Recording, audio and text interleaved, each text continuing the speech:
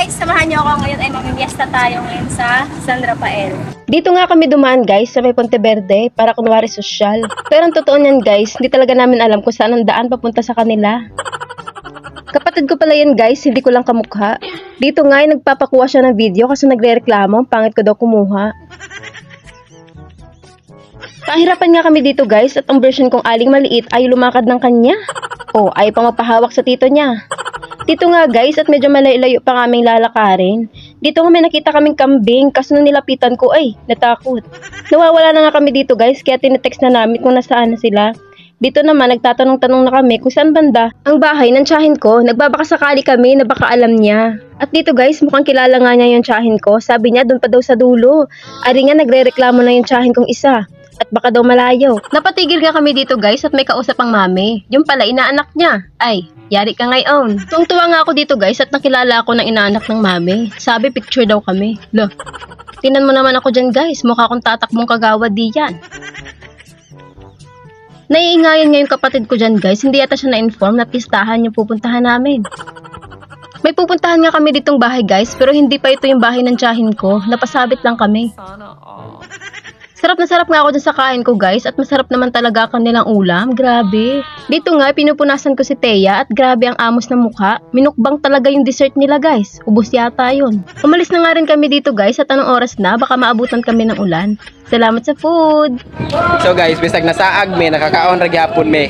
Dito nga guys, nakita na namin yung pinsan ko. Ari nga papunta na kami sa bahay nila. Nakarating na nga kami sa bahay ng tiyahin ko guys. Ari nga ready to eat na naman ng person. Pagkarating na namin dito guys, at tuwang-tuwa yung tiyahin ko at minsan na kami magkita neto. Malapit lang naman ng kanila guys at sila ay nasa San Rafael lamang at ako naman ay nasa Santa Anastasia. Ewan ko ba, taunan kung kami ay magkita. Ari naman tiyahin kong isa, hindi yata piestahan ng pinunta. Abay pagkarating nag-CR.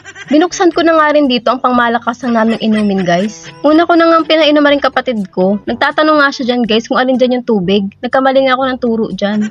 Buti na lang inamoy niya. Sunod ko nga binigyan guys, arensyahin kong isa. Patawa-tawa pa nga siya dyan guys at siya'y busog pa raw. Inaamoy-amoy ko nga yun dyan guys at nagkamali pa nga ako ng bigay. Tubig pala yung naiabot ko sa kanya. Ara namang isa kong tiyahin guys, nagre-reklamo at ang unti daw ng bigay ko sa kanya. So aray, dinamihan ko na para lang sa kanya. Una ko na nga inabot sa kanya yung inumin dyan guys. Kaso ewan ko ba, tubig ang una niyang ininom.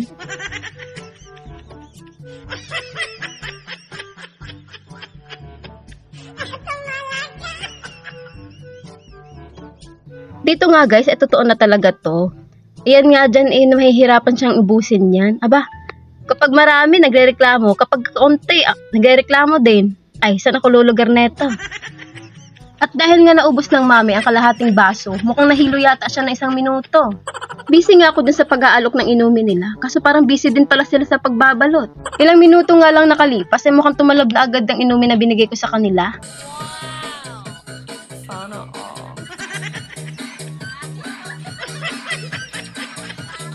Malapit na nga kami ditong umuwi at syempre magpapahuli pa ba ako? Syempre ako pa. Nagsasharon kuneta din ako, no? Kinulubit nga ako ng mami dyan at sabi niya tama na raw. Eh hindi pa naman puno aking paste. Ngiting tagumpay na nga ako dito at syempre may binalot na tayo.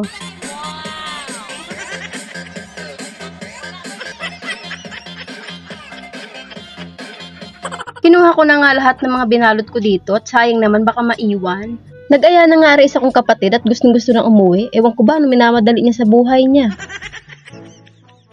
Nagpaalam na nga ako dyan sa tsuhin ko. Sabi ko kami uuwi na at kami busog na. Sumabit pa nga kami dito sa nagtitinda ng mga laruan guys at nagtuturo si aling maliit na isa. Ang gusto daw na ayun, yung bola. Naku anak, pamasahin na nga lang dala natin, nabawasan pa.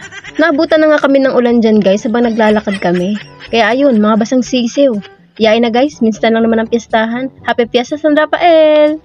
Shout out kay Anna Linlin Kagayat Mercado Anglo, Hannah, Kinelvin Blore, Lucilin Trinidad, Eileen Tabian Encido, Nanette Ulighton, Susan Cielena, Fohas, Zonzon, Lester Gayon Dotto, Velasco Nigo, Jubal Ferrer Panganaben,